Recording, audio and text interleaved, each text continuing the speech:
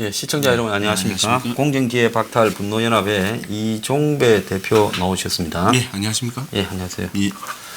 자, 이 대표는 뭐 우리가 여기서 토론하는 한국 사회의 이런 이 불공정성 문제, 예.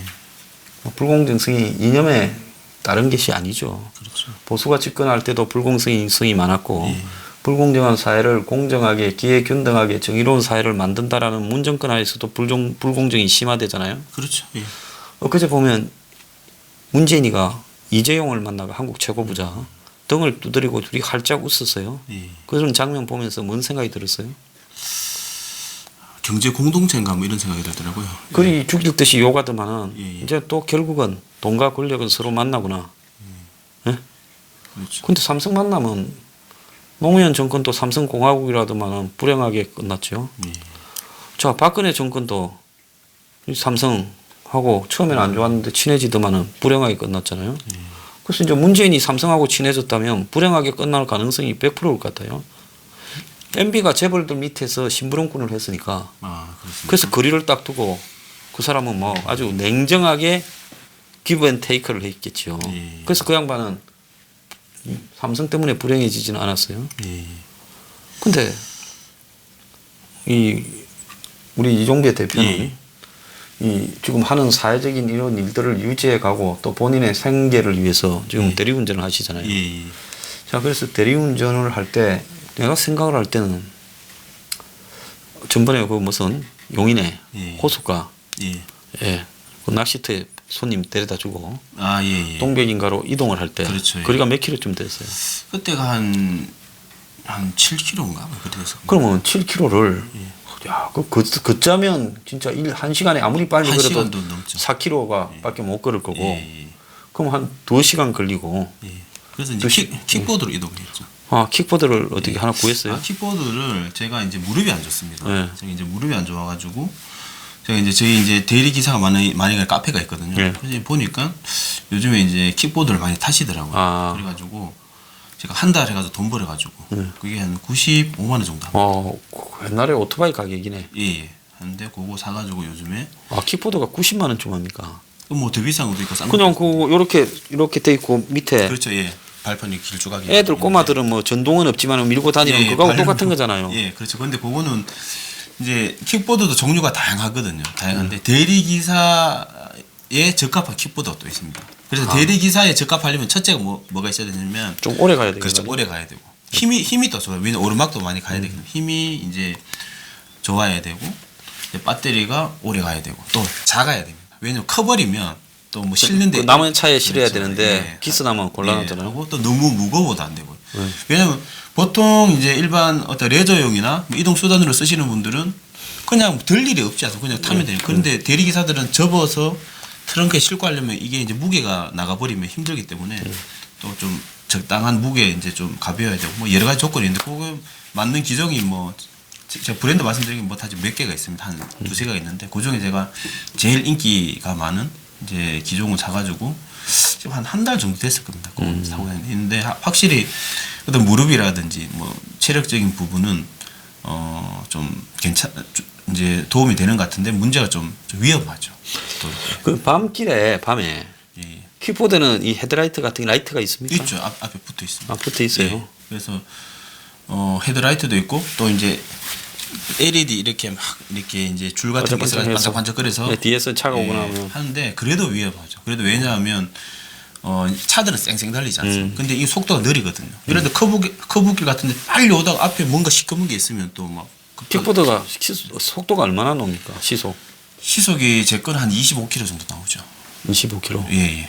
25km 나와서 한 3km 거리 갈 때 한 10분 정도 걸리죠. 그래서 이제 보통 빠르긴 빠르네. 3km를 걸어가려면 한 3, 40분 그렇죠. 걸리잖아요. 예. 그래서 이제 보통 이제 대리 기사들이 한 10분 내로 이제 가야 되거든요. 왜냐면 너무 오래 기다려도 이제 그렇죠. 안 되니까. 그래서 이제 걸을 때는 한 1km 정도고 이제 킥보드는 한 3km까지 이제 제가 이제 코를 잡아서 이제 갈 수가 있는 거죠. 그런데 그렇죠. 예. 그리고 뭐 어쨌든 제가 이제 무릎이 안 좋았는데 그거 타고 나서는 조금 좀 괜찮아졌었죠. 그러면 이제 킥보드를 타고 열심히 갔는데 예. 그 불른 분이 안 계시고 가버리는 경우는 없습니까? 그런 에피소드도 몇 개가 있는데요. 첫째는 뭐냐면 딱 갔는데 기사가 2명인 거예요. 그러니까 이제 손님 입장에서는 빨리 오는 사람 타고 가려고 여기도 부르고 여기도 부른 거예요. 근데 기사들이 같이 온 거예요. 그럴 때는 어떻게 해결합니까? 가위바위보 합니까?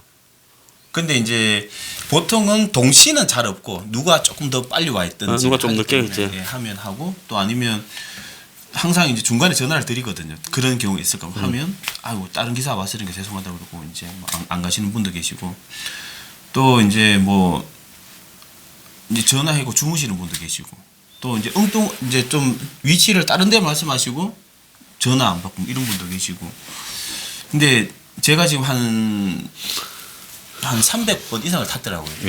탔는데 그런 분은 거의 많지는 않습니다. 한 10분 중에 한 분 있을까 말고 대부분 다 그냥 이제 타고 가고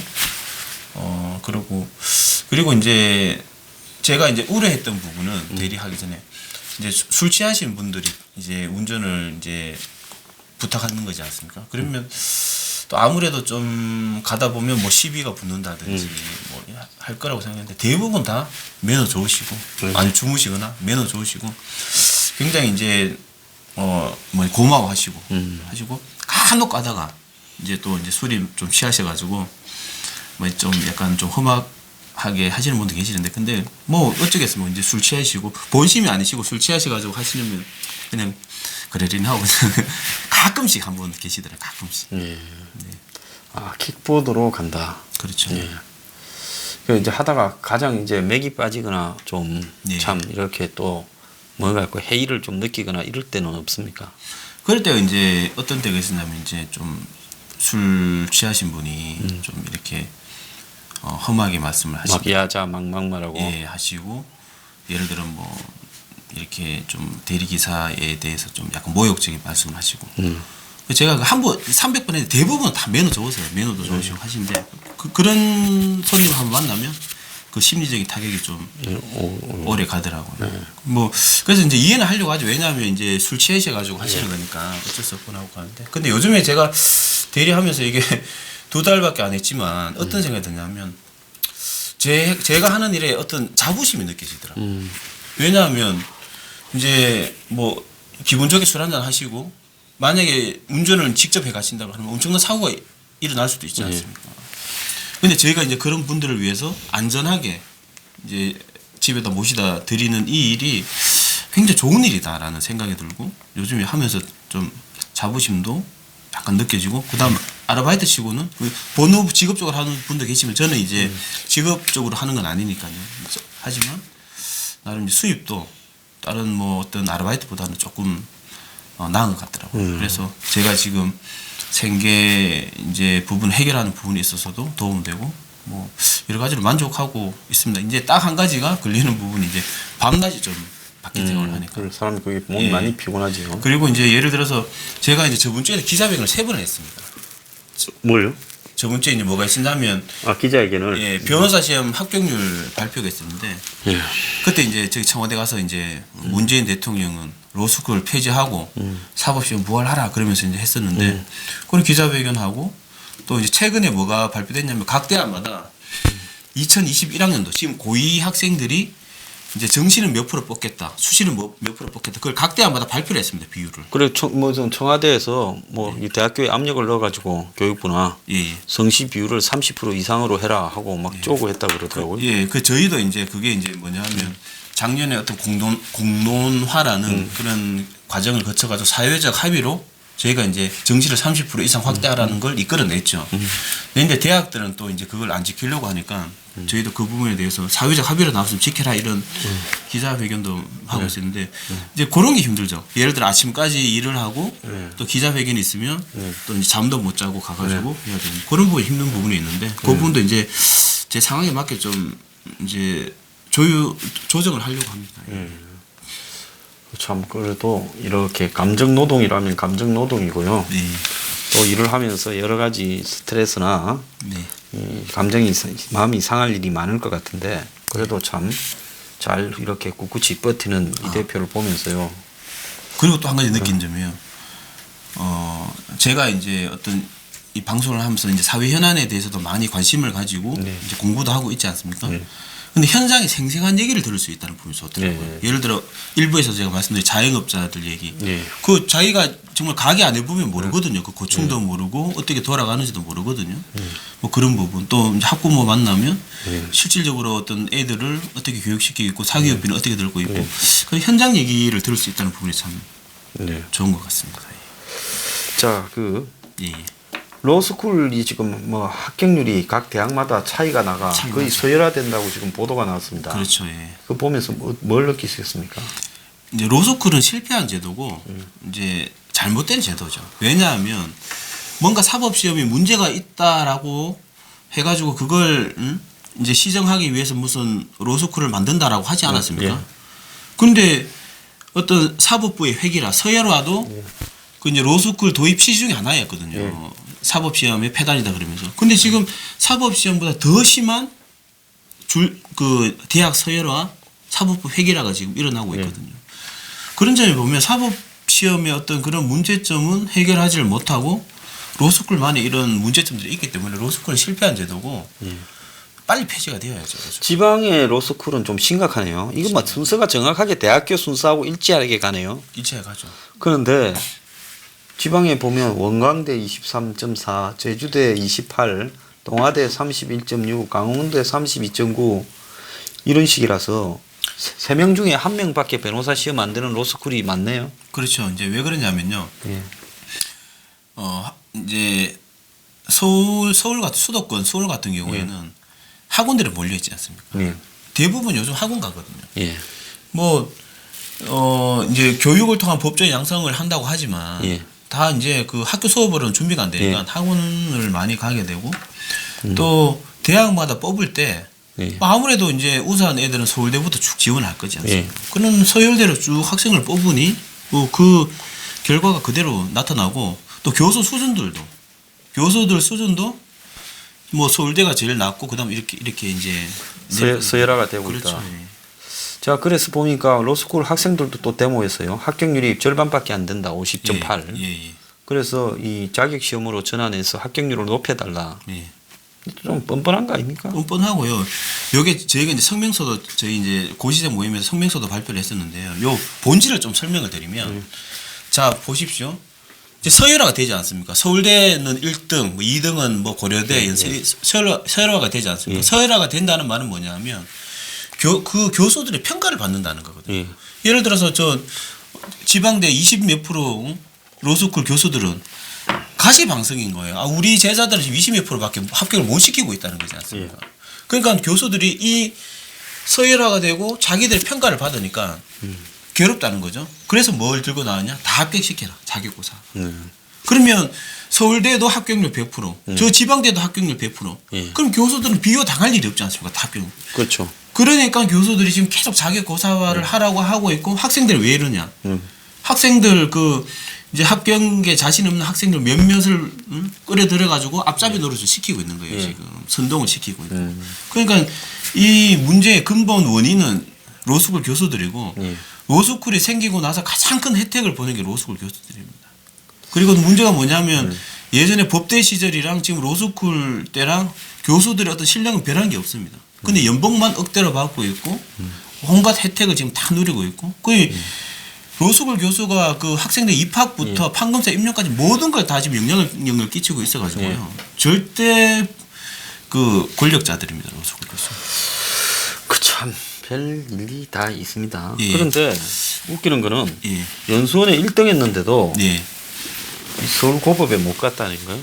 이것도 심각합니다. 이거 꼭 이거만큼은 꼭 알아주세요. 여기서 연수원 1등이라는 거는 무슨 연수원? 사본 연수원. 지금 사본 연수원이 이제 거의 마지막 단계 아닙니까? 마지막 단계 1등을 했다는 거죠. 80몇 명이고. 그중에 1등을 했는데 고법을 못 갔어요. 그렇죠. 이것도 이제 어떤 게 있냐면 판사들도 고법, 중앙지법, 그다음에 뭐 향판, 경판, 향판 뭐 이래가지고 종류가 있죠. 성적대로 가고 그게 어떤 나중에 어떤 승진이란 진급에 그 영향을 끼칩니다. 끼치기 때문에 그게 첫 그 이제 임기를 시작하는 어디 사느냐 시가 어딘가가 굉장히 중요하거든요. 그런데 지금까지는 가장 우수한 사법연수 1등 했으면 서울고법을 갔는데 이번에는 서울고법을 못 가고 판사 대부분을 로스쿨 출신으로 뽑았다는 겁니다. 그래서 이제 법무부에 왜 로스쿨 출신을 뽑았냐? 기준이 뭐냐? 옛날에 사법연수원 때는 기준이 성적 순이지 않습니까? 뭐 대학이고 부모가 안 봅니다. 그냥 성적 자기 공부 잘하면 뭐 서울 고법도 가고 했는데 이제 지금 이제 로스쿨 체제에서는 어떻게 어떤 기준을 뽑고 있냐니까 비공개래요, 그 기준이. 비공개로 한다. 예. 예. 근데 이게 어떤 걸 지금 함축을 하고 있냐면요. 자 보십시오. 지금 문재인 정권이지 않습니까?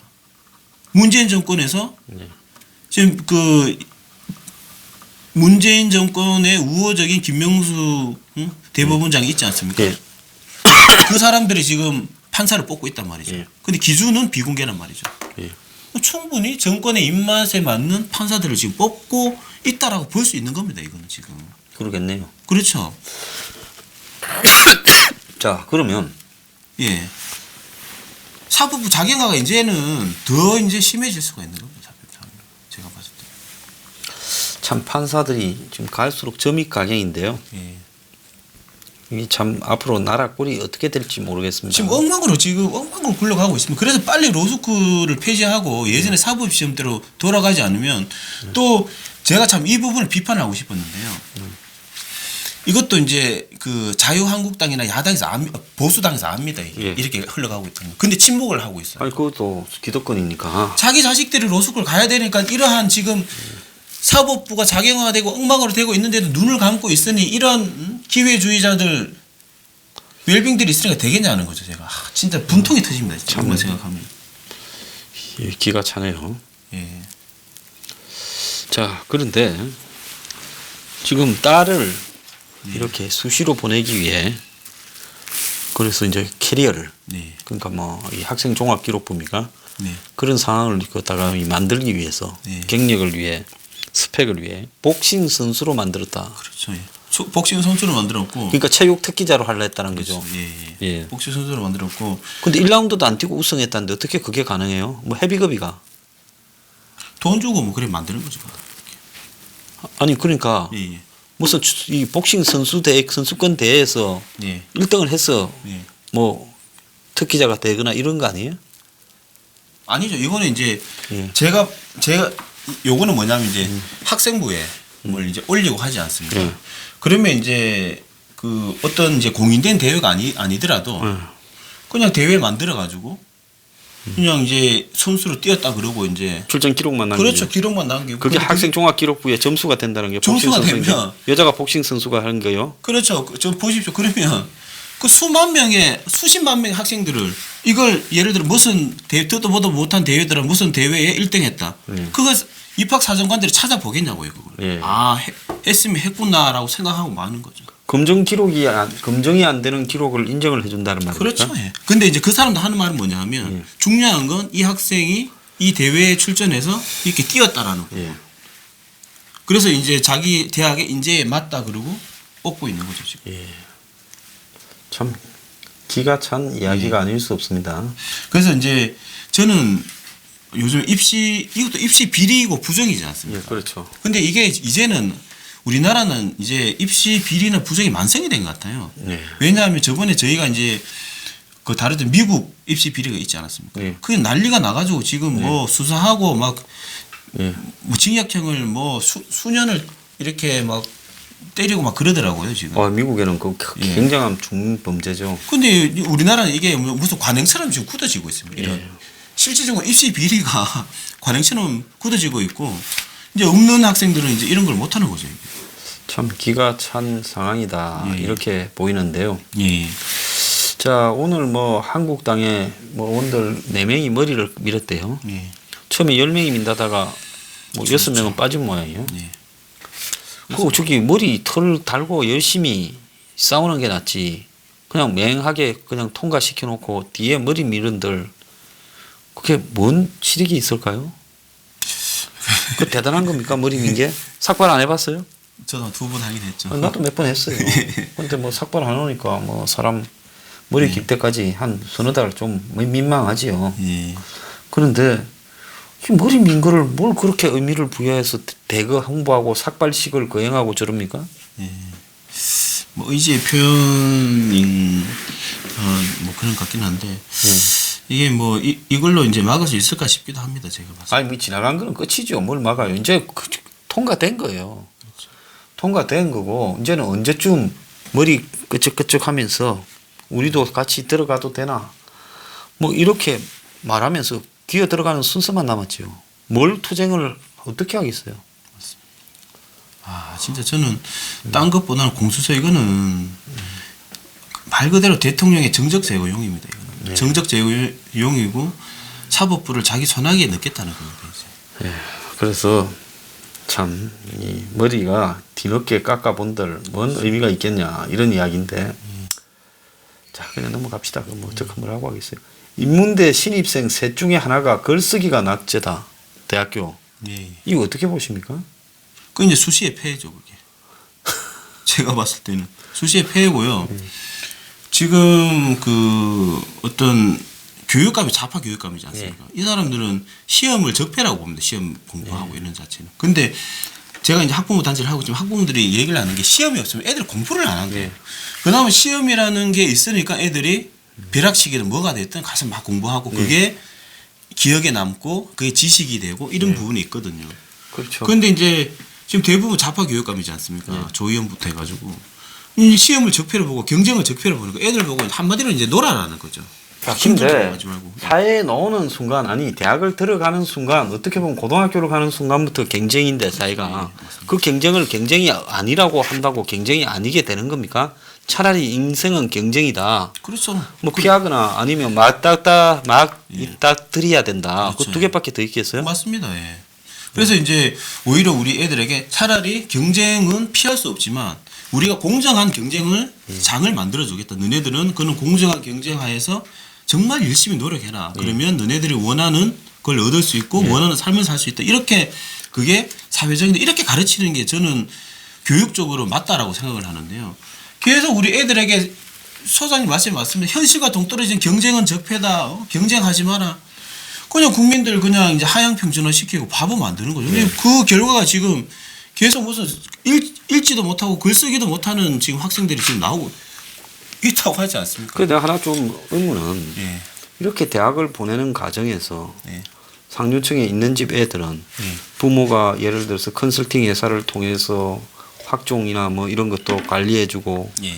또 자기 소개서나 이런 것도 전부 대신 쓰게 해주고 예. 그런 거를 애는 그걸 부모가 가진 능력이라서 당연하게 생각할까요? 마음 한구석에 아 이렇게 사회가 대학 들어가는 것부터 편법과 탈법으로 어울려지는 거구나 하는 걸 알까요? 당연하게 생각합니다. 당연하게 제가 생각했죠? 봤을 때는 왜냐? 그게 이제 어떤 게 있냐면 예를 들어서 이게 이제 정의롭지 못하다, 불이다, 불공정하다라고 느끼려면 상대적인 게 있어야 되지 않습니까? 상대적인 게. 비교가 돼야지. 아 이거는 보니까 불공정했고 했는데 자기가 자기 계급이 느껴야 될 그렇죠. 당연한 권리로 인식한다는 거죠. 그렇죠. 근데 지금은 수시가 80%, 70%, 80%입니다. 대부분 수시로 가거든요. 그냥 다들 능력 때문에 하는 거고 능력이 안 돼서 못 하는 거다. 그래 인식을 한다니까요. 애들이. 그래 제가 그게 진짜 제가 이제 분노를 할 수밖에 없는 거고 제가 이제 어떤 토론회에 나가면 늘 하는 얘기가 우리 사회가 이제 그의 이제 망한 징조가 하나가 우리 학생들이 불공정이나 불의에 대해서 어떤 이제 그 의식을 가지고 바꿔야 된다라는 그런 정의감이 불타지 않고 불공정한 걸 체념을 하고 당연하다고 받아들이는 순간이 오면 저는 나라는 망했다라고 생각을 하거든요. 지금 점점 우리 학생들 체념을 하고 있어요. 자 그러면 그런 학생들이 대학을 가고 또 직장에 취업을 할 때도 보면 그렇죠. 이 취업 청탁이 만연한 그렇죠. 나라 아닙니까? 또 부모의 배경이나 앱으로 가고. 그래서 저도 보면 주변에 뭐 아는 사람 중에 부모가 잘 나가는 사람이면 그 자식들이 부모가 있는 업종에 뒤로 다 들어가더라고요. 그렇죠. 온갖 편법으로. 네. 처음에는 뭐 임시직으로 갔다가 정규직으로 전환하거나 비정규직으로 가서 정규직으로 전환하는 이런 방식으로 세월이 한 5년 지나면 자기 아버지가 하던 직책에 그렇지. 그대로 예, 밑에 맞습니다. 들어가 있더라고요. 그래서 뭐 실제로 우리 사회에 만연한 이런 편법을 나중에 이제 자기가 그 위치에 오르면 자기가 살아온 부분에 대한 가책이 전혀 없이 그렇죠. 그냥 힘 있으면 온갖 일과 탈법과 불법을 저질러도 그거는 힘이 없는 사람은 그걸 저지를 능력이 안 되는 거고 나는 힘이 있으니까 저질러도 된다 이렇게 생각하는 거 아닌가요? 그렇죠. 예. 그러니까 지난번에 이미순이가 부부가 업무 시간에 주식 투기를 해도 뭐 대충 보면 뭐 정보 빼서 하는 건데 그 회사하고 친해가 그렇죠. 예. 안 그러면 모르는 주식을 하다가 쪽박 찰라고요. 100% 망하지요. 맞습니다. 그런 거나 또 뭐 부동산 투기를 한 거나 기미개미 같이 온갖 이 사회의 계급 문제를 글로 써놓고는 지는 청와대에 있을 때 완전 뽕을 뽑으려 들었잖아요. 맞습니다. 빌렸다는 돈도 지 건지 뭐 해명도 안 하고 가버렸어요. 예. 그러니까 한마디로 어떻게 괴물이 만들어지는가를 보면 지금 애들이 거의 기회균등, 합법, 공정성 이런 데 대한 개념조차도 없이 그렇죠. 자기가 당연하게 누려야 될 천부적인 권리인 것처럼 생각하고 대학을 들어가고 예. 취업을 하고 예. 군대를 또 뭐 이래 빠지고 그렇죠. 이러면서 앞으로 이제 살면서 그 애가 또 상류층이 되면 예. 똑같은 일을 더 심하게 반복하지 않겠어요? 그렇죠. 세습. 그래서 저 아버지는 노력을 해서라도 뭐 이러면서 자식한테 그런 편법을 써줬다지만 지는 이제 편법, 이 세습이 결국 편법이다 이렇게 생각하지 않겠어요? 그렇죠. 그리고 그나마 편법이라고 의식하면은 예. 그나마 어떤 눈꽃만큼의 정의감이 있는 거지만 이제는 관행이다라는 식으로 합리화를 하면서 예. 이제 뭐 부끄러움을 모르는 사회가 될 수도 있는 거죠. 그래 되면 이제 AI 시대에 저희가 일부에서 말씀드리지 않았어요. 이제 각자 도생 이제 정의라든지 사회 정의라든지 공동체의 어떤 따뜻함이라든지 뭐 협동이라든지 그런 인간으로서 어떤 이제 공유해야 될 가치들 있지 않습니까? 인간 사회가 이루어지기 위해서 공유해야 될 가치라는 게 다 무너지고 예. 오로지 그냥 자기 그냥 편법이고 불법이고 이런 거는 아무 그냥 관련 무조건 자기가 생존하면 되는 예.